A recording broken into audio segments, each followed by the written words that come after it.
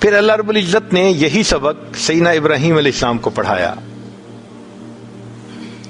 انہوں نے پوچھا اللہ آپ مردوں کو کیسے زندہ کریں گے؟ فرمایا اولم تؤمن، کیا آپ ایمان نہیں رکھتے؟ قال بلا، اللہ 100% ایمان ہے، ولکن لیطمئن قلبی، دل کی تسلی کے لیے بات کر دی ہے. فرمایا اچھا تم اتنے اتنے پرندے لو اور ان کے گوشت کو قیمہ بنا دو، آپس میں مکس کرو اور وہ مختلف پہاڑوں کی چوٹیوں پہ رکھ کے آؤ، پھر ان کو اپنی طرف بلاؤ، یاتینک سعیا، دوڑتے ہوئے تو ہمارے پاس آئیں گے. ابراہیم علیہ السلام نے آنکھوں سے دیکھا کہ وہ پرندے زندہ ہوئے اور آئے، ایک یقین بن گیا.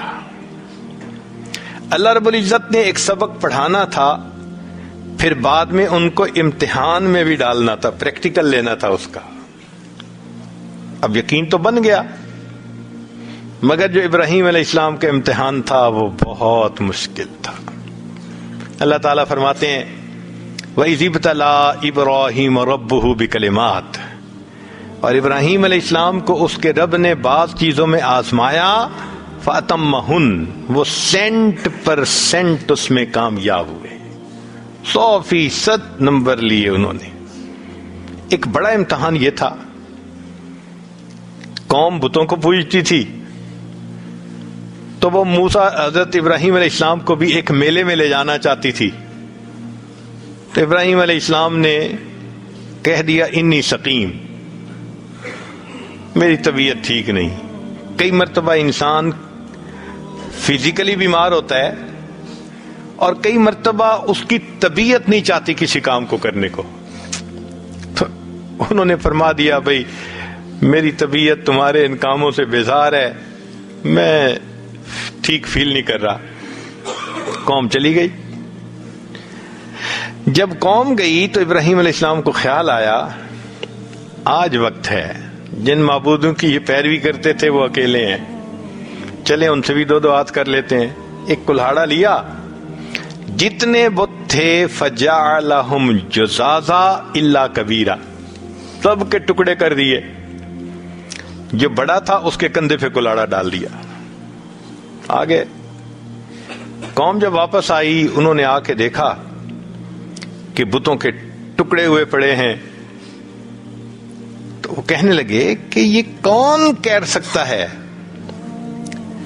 بعض نے کہا کہ انا سمعنا فتى یذکرہم یقال لہ ابراہیم، ایک نوجوان سے ہم نے سنا ہے وہ ہمارے بتوں کے متعلق باتیں کرتا ہے کہ ان سے کچھ نہیں ہوتا، خدا سے ہوتا ہے. لگتا ہے اسی نے کچھ کیا ہوگا. ابراہیم علیہ السلام کو بلا لیا گیا، پوچھا گیا کہ بھائی آپ نے کیا؟ ابراہیم علیہ السلام نے کہا بھائی دیکھو جہاں سے آلہ برآمد ہوتا ہے تو پہلے تو دریافت وہاں سے کرتے ہیں نا. تو کلہاڑے سے ٹکڑے ہوئے، تمہارا کلہاڑا کہاں ہے؟ بڑے بت کے کندھے پہ، کہ پوچھو اس سے. وہ کہنے لگے بت تو نہیں بتا سکتا. ان کا پھر خدا کس لیے مانتے ہو؟ جو اپنے آپ کو نہیں بچا سکتا، کیا گزری جو یہ نہیں تمہیں بتا سکتا، تم اس کو خدا مانتے ہو. اب قوم لاجواب ہو گئی. ایک اصول یاد رکھیں کہ جب کوئی بندہ لاجواب ہو جاتا ہے نا، وہ پھر بجنگا مت لڑنے پہ تیار ہو جاتا ہے، کیونکہ اس کے پاس دلیل تو ہے نہیں کہ وہ زبان سے بات کرے.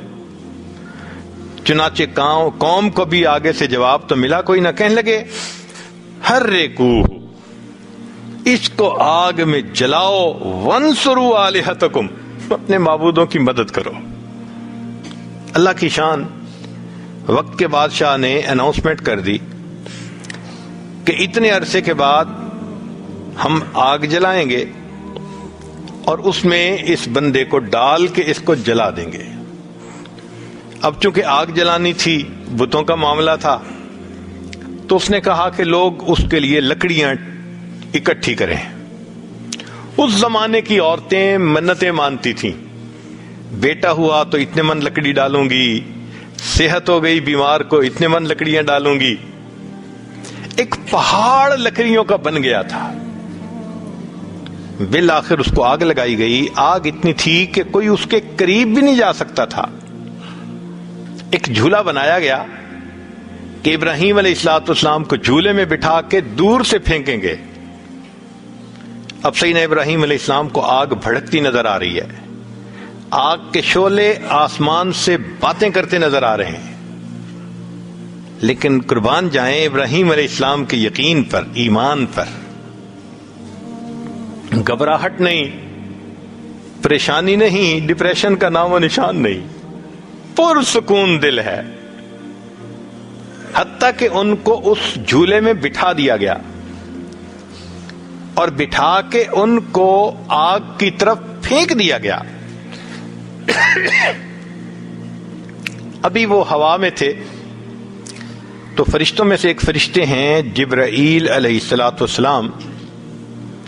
اللہ نے ان کے ذمے کئی کام لگائے ہوئے ہیں. ان کے چارٹر آف ڈیوٹی میں سے ہے انبیاء پر وحی لے کے آنا. ان کے چارٹر آف ڈیوٹی میں سے ہے انبیاء کی ایمان والوں کی مدد کرنا.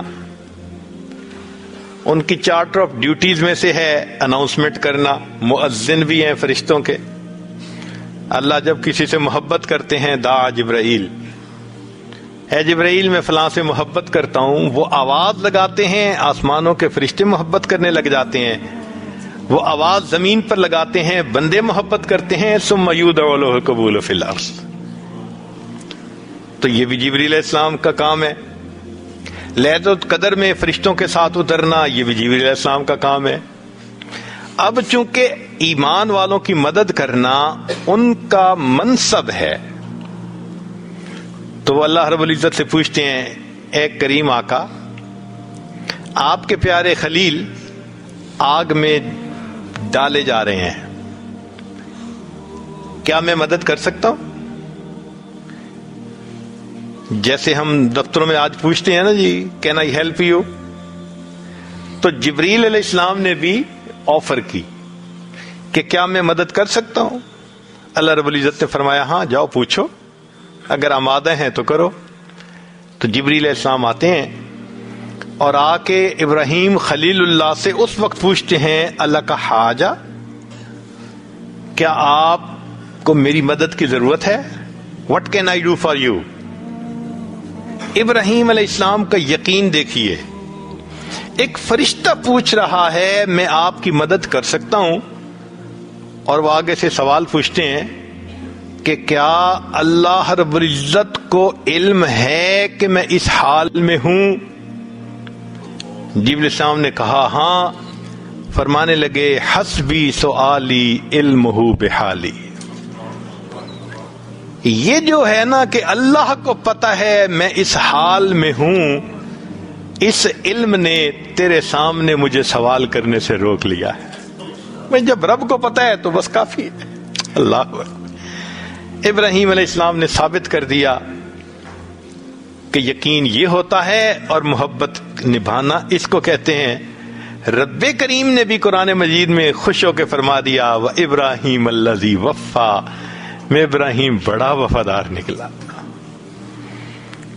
تو دیکھیے ایک سبق پڑھا تھا یقین کا، جب پریکٹیکل آیا اللہ نے سرخرو فرما دیا. تو قرآن مجید میں ایک مثال نہیں دی، دو مثالیں دی کہ ذرا دیکھو اگر ان انبیاء کے ساتھ اللہ نے خیر کا معاملہ کیا، تم بھی اگر اللہ کے حکموں پر چلو گے اللہ تمہارے ساتھ بھی خیر کا معاملہ کرے.